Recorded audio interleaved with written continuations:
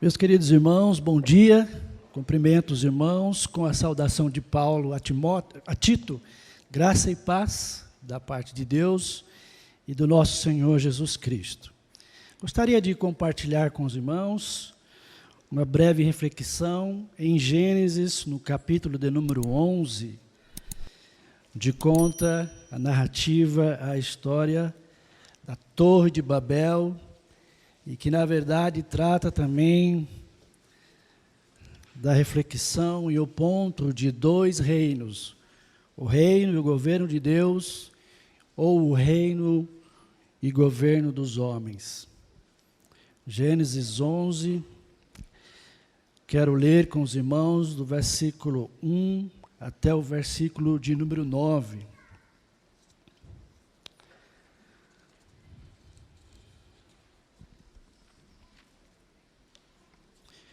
Gênesis 11, 1 a 9. Diz assim o texto sagrado: Ora, em toda a terra havia apenas uma linguagem, uma só maneira de falar. Sucedeu que, partindo eles do Oriente, deram com uma planície na terra de Sinear e habitaram ali. Disseram uns aos outros: Vinde, façamos tijolos e queimemo-los bem. Os tijolos serviram-lhes de pedra e o betume de argamassa. Disseram: Vinde, edifiquemos para nós uma cidade e uma torre cujo tope chega até os céus, e tornemos célebres o nosso nome, para que não sejamos espalhados por toda a terra. Então desceu o Senhor para ver a cidade e a torre que os filhos dos homens edificavam. E o Senhor disse: Eis que o povo é um, e todos têm a mesma linguagem. Isto é apenas o começo. Agora não haverá restrição para tudo o que intentam fazer. Disse Deus: Vinde, desçamos e confundamos ali a sua linguagem, para que um não entenda a linguagem de outro. Destarte, o Senhor os dispersou dali pela superfície da terra, e cessaram de edificar a cidade. Chamou-se-lhe por isso o nome de Babel, confusão, porque ali confundiu o Senhor a linguagem de toda a terra. E dali o Senhor os dispersou por toda a superfície da terra. Meus queridos irmãos, antes de olharmos os versículos e buscarmos entender o que Moisés, o autor do Gênesis, está ensinando, é importante sabermos que Moisés é o autor de Gênesis e ele possui uma intenção, ele tem um interesse. Moisés não escreveu apenas o Gênesis, ele escreveu os 5 primeiros livros da Bíblia: Gênesis, Êxodo, Levítico, Números e Deuteronômio. E ele escreveu esses livros durante os 40 anos em que Israel, o povo de Israel, permaneceu no deserto. E o povo estava nas planícies de Moabe, quase para entrar na terra prometida, em Canaã. E Moisés irá discursar, irá fazer uma série de discursos àquele povo que, sob a liderança de Josué, Moisés não entrou junto com o povo de Israel na terra prometida, em Canaã, mas ele está discursando ao povo que irá ter muitos desafios na nova terra que eles entrariam, que estava prometida a eles.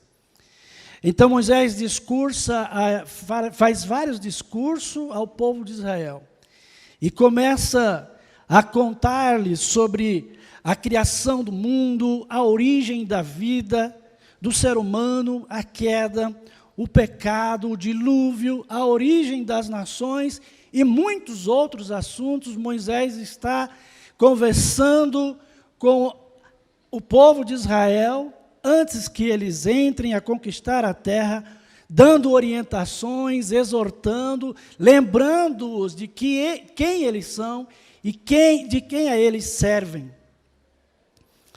Então esse é o cenário.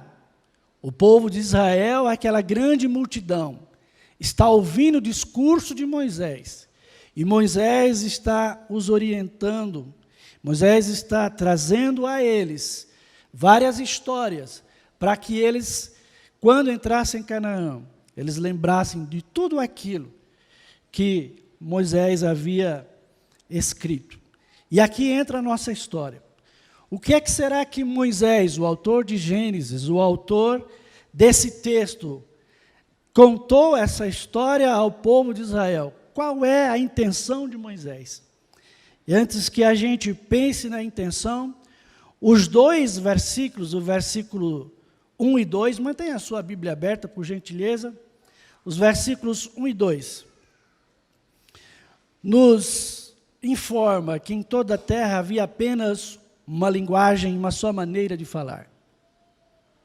As mesmas palavras, o mesmo vocabulário, a mesma linguagem, o mesmo idioma, não havia barreira linguística, eles podiam conversar e se entender normalmente. E o verso 2 diz que esse povo, essa população, essa descendência, que eram os descendentes dos filhos de Noé, os 3 filhos de Noé, essa descendência partiu do Oriente e eles pararam numa planície, na terra de Sinear. Era uma planície boa, era uma planície fértil, era uma planície muito bonita. Eles pararam ali. Então, esses 2 versículos funcionam como uma introdução, para que agora a gente pense nos versículos a seguir, e a gente imagine, pense, o que é que Moisés queria comunicar, qual era a sua intenção com essa história ao povo de Israel. Bem, há várias intenções e há vários propósitos para que Moisés comunique essa história ao povo de Israel. Podemos dizer que a primeira razão, o primeiro motivo que Moisés desejava comunicar ao povo de Israel é expor diante daquele povo a realidade da natureza humana. Veja o versículo 3, essas pessoas que pararam ali, comunicaram, disseram uns aos outros, versículo 3, vinde, façamos tijolos e queimemo-lo bem. Essa ideia de fazer tijolos, de queimar os tijolos, ao invés de usar as pedras, e a ideia de usar o betume, já é uma indicação de uma inovação tecnológica, de uma inovação na área da construção civil. Dizemos assim, esses homens eram homens habilitados, pessoas capacitadas, pessoas que fizeram uso da tecnologia e da ciência da época para construir uma civilização. Mas veja, irmãos, eles dizem uns aos outros, vinde, façamos tijolos. E o versículo 4, eles dizem, vinde, façamos uma cidade e uma torre. Qual é o problema em construir uma cidade, em ter uma civilização? Isso não seria progresso, não seria para o bem dessas pessoas? De fato, não havia nenhum problema em construir uma cidade, em estabelecer comunicações e querer o progresso. Mas note, irmãos, que eles querem fazer isso e fazem isso sem contar com a presença de Deus. Eles, desde o início, possuem os seus próprios desejos, a sua própria autonomia, mas veja que eles não consideram Deus nesse projeto deles. Eles querem fazer um monumento grandioso, eles querem estabelecer um governo centralizado com suas próprias leis, com suas próprias ideias, com suas próprias comunicações. Eles querem crescer, eles querem fazer o nome deles grande. Mas veja que Deus não está nesse projeto. Moisés está querendo transmitir ao povo de Israel a realidade da natureza humana inclinada ao pecado. A natureza humana inclinada ao pecado Ela desconsidera a presença de Deus nos seus projetos, nas suas vontades. A natureza humana inclinada ao pecado não considera o ser de Deus. A natureza humana inclinada ao pecado privilegia o orgulho, a arrogância e a soberba. Uma parte desta sociedade de Babel era uma parte rebelde, era uma parte que não se inclinava diante da grandeza de Deus, não reconhecia o poder de Deus. Uma parte da sociedade de Babel era independente, autônoma, não colocava os seus projetos, as suas intenções, não colocava Deus nesses projetos. E assim, meus irmãos, o que Moisés quer transmitir para aquele povo é que ao entrar em Canaã, naquela terra que eles estão prestes a conquistar, as pessoas daquele lugar também eram pessoas que não levavam Deus em conta no seu dia a dia. Eram pessoas que não consideravam Deus nos seus projetos, nas suas construções, nas suas conquistas. Deus não estava presente na sociedade cananita, e Deus não estava presente na intenção desses homens de construir uma cidade, de formar uma civilização com suas próprias leis, filosofias. Deus não estava presente nesse projeto. E o povo de Israel, ao entrar em Canaã, se depararia com um grupo de pessoas que também não reconhecia Deus em suas vidas, não reconhecia Deus em seus projetos. Era um desafio para o povo que conhecia o Deus Criador. Era um desafio que conhecia o Deus que rege a humanidade. Era um desafio para o povo de Israel que conhecia a história da transgressão humana, que conhecia que havia dois grupos, uma linhagem dos remidos do Senhor, aqueles que amavam o Senhor, mas havia um outro grupo, o grupo de uma linhagem impiedosa, o grupo de uma linhagem reprovada por suas atitudes pelo Senhor Deus.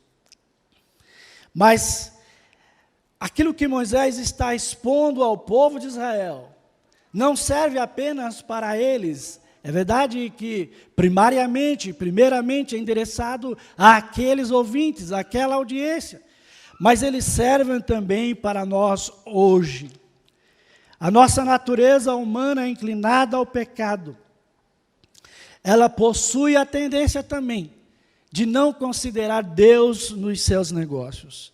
Ela possui a tendência também de imaginar e de pensar que tudo aquilo que conquistamos, que tudo aquilo que temos, que por vezes é o próprio Senhor que nos dá, nós atribuímos as nossas habilidades, nós atribuímos as nossas capacidades. Mas Moisés, ainda em seu discurso, exorta o povo do Senhor em Deuteronômio, no capítulo 8, a partir do verso 11, ele diz assim: olha, povo de Israel, povo escolhido pelo Senhor, guarda-te, Deuteronômio 8, a partir do 11, não esqueça do Senhor teu Deus, não cumprindo os seus mandamentos, os seus juízos e os seus estatutos que hoje te ordeno. Por que não deveria esquecer de Deus? Para não acontecer, para não suceder, que depois de teres comido, depois de teres fartado, depois de haveres edificado boas casas lá em Canaã, morado nelas, depois dos seus gados terem se multiplicado, depois dos teus rebanhos terem aumentado, depois das tuas riquezas, a tua prata, o teu ouro, ter abundante muitas coisas, ser abundante em tudo quanto tens, depois de tudo isso, depois do Senhor lhe abençoar, depois do Senhor lhe prosperar, depois de você estar com a barriga cheia, depois de você ter conforto, versículo 14, o seu coração se eleve, e você esqueça do Senhor teu Deus, que tirou você da terra da servidão, do Egito, que te conduziu por grande e terrível deserto, meio de serpentes abrasadoras, de escorpiões, que no deserto, versículo 16, o Senhor te sustentou, com maná o Senhor realizou grandes coisas para aquele povo.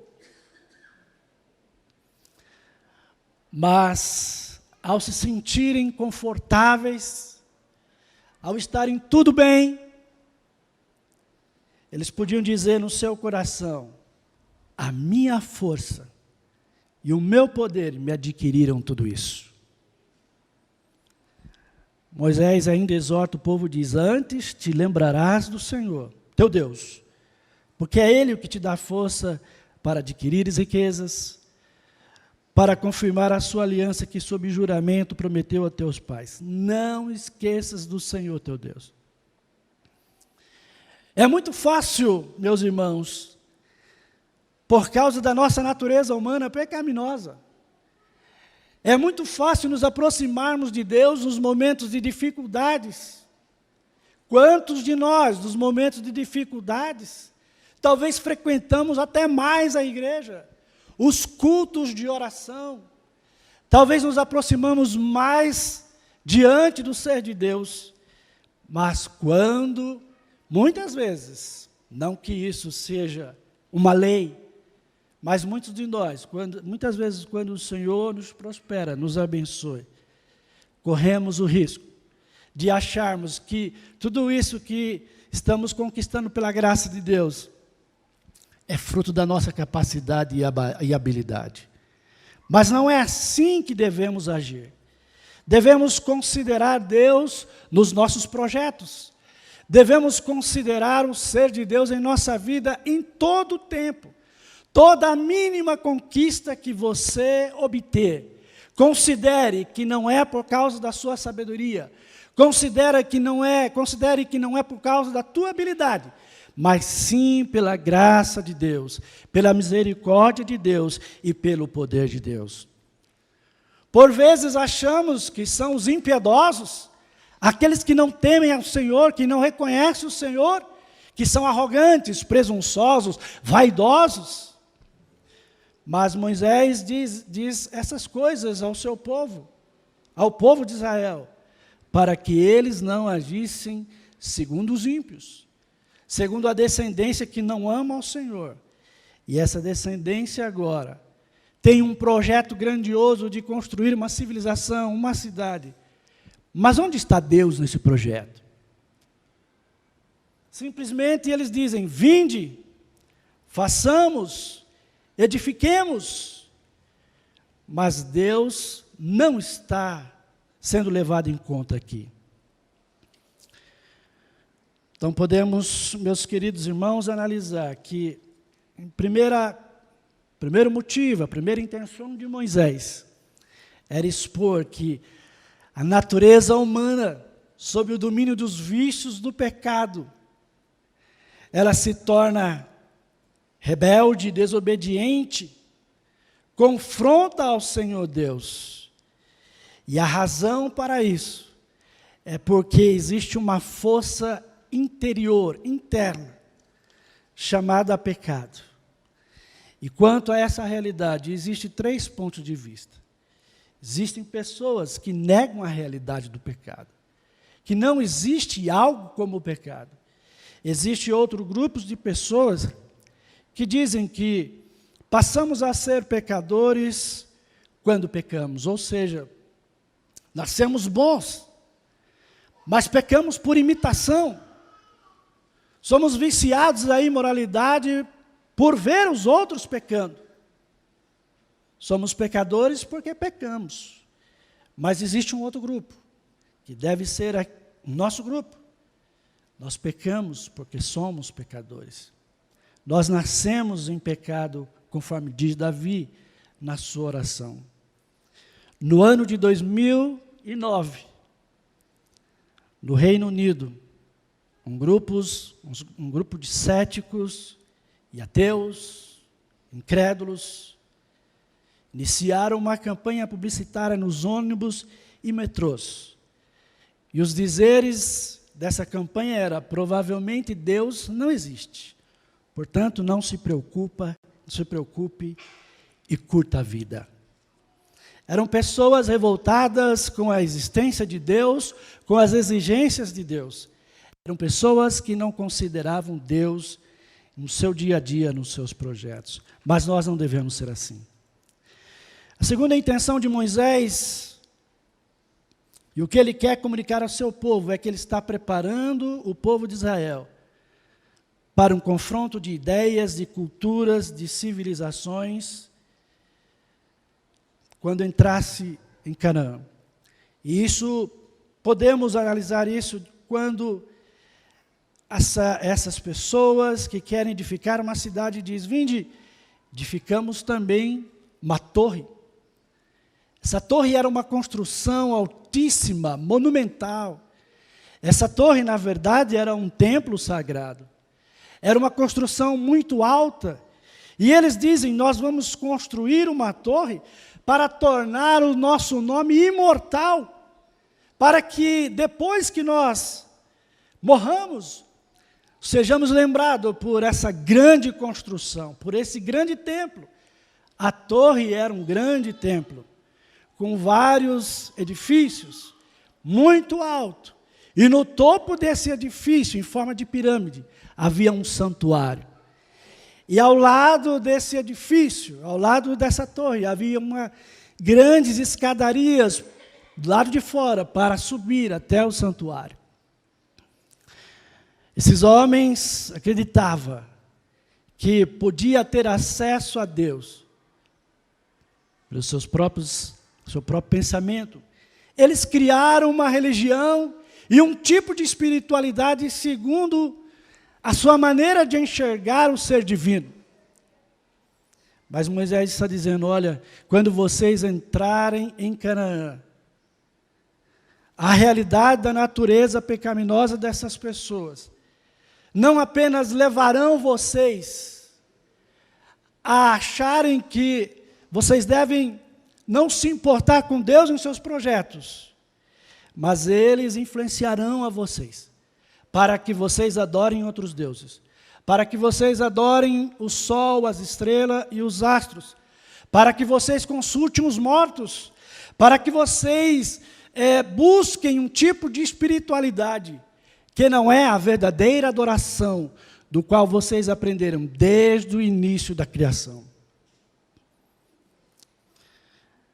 Era uma sociedade religiosa, era uma sociedade espiritualista, era uma sociedade mística, era uma sociedade que achava que quanto mais eles subissem as escadarias daquele templo chamado de Zigurate, quanto mais eles subissem, eles estariam mais próximos de Deus.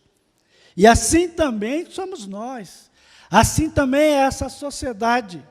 Por vezes não temos falta de incredulidade, por vezes não temos falta de ceticismo, mas por vezes há muito misticismo. Há uma intenção de ter um encontro com Deus, não pela via da salvação, não pela via de reconhecer a Deus como Todo-Poderoso, o Criador, aquele que converte o pecador, aquele que muda a vida, aquele que orienta para a verdadeira adoração. Essa sociedade queria produzir uma espiritualidade segundo o seu próprio conceito. E às vezes nós também queremos arranjar, criar, inventar formas de adorar a Deus. Eu adoro a Deus desse jeito. Mas Moisés está dizendo ao seu povo: vocês se preparem, porque lá em Canaã haverá um confronto de ideias, haverá um confronto, um conflito espiritual, não simplesmente algo religioso. Essa era a torre, essa era a parte religiosa. Mas Moisés também queria mostrar que Deus está no controle e que essa grande construção, essa grande intenção, não iria prosperar. O Senhor, nos versículos 5, 6 e 7, ironicamente, o texto diz: desceu o Senhor para ver a cidade. Não é literalmente que o Senhor tenha descido, mas é no sentido que aqueles homens achavam que eles estavam construindo algo tão monumental, tão grande, que chegaria aos céus, e Deus está dizendo, mas onde está essa torre que eu não estou vendo? O Senhor desce, sentido figurado, e o Senhor diz, esse povo tem uma intenção, e eles prosperarão nas suas intenções, e um governo centralizado em ideias humanas, por muitas vezes é um governo ditatorial, é um governo cruel, é um governo que oprime, e o Senhor está decidido a frear esse governo. E Ele diz, vinde, desçamos ali e confundamos a sua linguagem. Moisés está querendo mostrar que Deus está no controle de todas as situações. E que muitas vezes a prosperidade dos ímpios, o progresso dos ímpios, dos impiedosos, por vezes deixaria esse povo preocupado. Como o Salmo 73 diz, o salmista está preocupado com a prosperidade dos ímpios. Moisés quer comunicar ao seu povo, não se preocupem, não temam, não fiquem ansiosos, o Senhor Deus vai agir. Quando vocês olharem para a situação e verem o progresso dos ímpios, daqueles que não temem a Deus, e imaginar que agora está tudo perdido, como nos foi comunicado, que há a intenção de frear o avanço do Evangelho em nossa própria nação, pregação aos indígenas, isso nos preocupa, mas Deus está no controle de todas as coisas. Nenhum projeto humano é capaz de parar o plano de Deus. Mas Moisés também, para finalizar, quer mostrar ao povo de Israel as margens do rio, para entrar em Canaã, que Deus é soberano, e que Ele age, e que por muitas vezes Ele não nos diz como é que Ele vai agir. Quem imaginaria que uma forma de Deus impedir o progresso dessa construção, dessa intenção humana, seria confundir a linguagem do povo? Quem imaginaria que Deus faria isso? Deus tem formas criativas de trabalhar. Versículo 8 e 9. Diz, o Senhor os dispersou dali pela superfície da terra, e aquela obra monumental, aquela intenção de produzir um templo sagrado com as suas próprias formas de adoração aos deuses, não ao Deus verdadeiro, não ao Deus criador do universo. Essa construção foi cessada, foi parada. Versículo 9 diz que o Senhor confundiu a linguagem daquelas pessoas. Um pedia argamassa, o outro mandava areia. Um pedia tijolo, o outro mandava pau. A comunicação ficou descontrolada. Não havia como continuar o trabalho. E essas pessoas tiveram que sair, ser impedidas por uma força externa sobrenatural. O Senhor confunde a linguagem e espalha aquele povo por toda a superfície da terra. Deus tem formas inimagináveis e criativas de trabalhar. Moisés está dizendo ao povo, por vezes, vocês não saberão como é que as coisas vão acontecer, de que forma que isso vai acontecer, mas eu farei. E o Senhor criativamente aqui confunde a língua e dispersa. E ao dispersar esse povo, alguém poderia dizer, pronto, qual é o próximo plano de Deus agora? O que é que Deus vai fazer? Será que esse impedimento, e será que a cessação dessa construção terminou com toda a história? Não terminou. Deus chama um homem, Abraão, e diz a Abraão, eu farei de você uma grande nação. você, através do seu descendente, e o apóstolo Paulo diz que o descendente é Cristo, eu abençoarei todas as famílias da terra. E diz, eu farei do teu nome grande. Veja que a sociedade de Babel, a liderança de Babel, as pessoas diziam, vamos fazer o nosso nome grande. Mas aqui Deus diz a Abraão, eu farei o teu nome grande. E hoje nós somos descendentes espirituais de Abraão. Queridos irmãos, povo do Senhor, igreja de Deus, que possamos compreender qual é o nosso papel.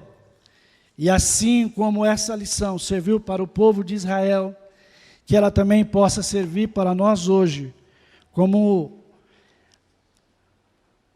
lições espirituais, que, por fim, nos encha de convicção e saibamos que nós temos um Deus grande, Deus poderoso, e que Jesus foi enviado por esse Deus, e ao ressuscitar, ele disse, é-me dado todo o poder, todo o domínio, nos céus e na terra. Portanto, se você está sem esperança, se você está com medo, se você está preocupado pelos acontecimentos que possam estar rodando a sua vida, nossa sociedade, o mundo, nosso país, não esqueçamos de que Deus está no controle de todas as coisas. E por fim, todo joelho se dobrará diante de Jesus Cristo e confessará, para a glória de Deus Pai, que Ele é o Salvador e que Ele é o Senhor. Queridos irmãos, que Deus os abençoe, que o Senhor trabalhe em nosso coração, edifique a nossa vida, nos anime, nos dê esperança, nos dê da sua graça e da sua paz. Em nome de Jesus.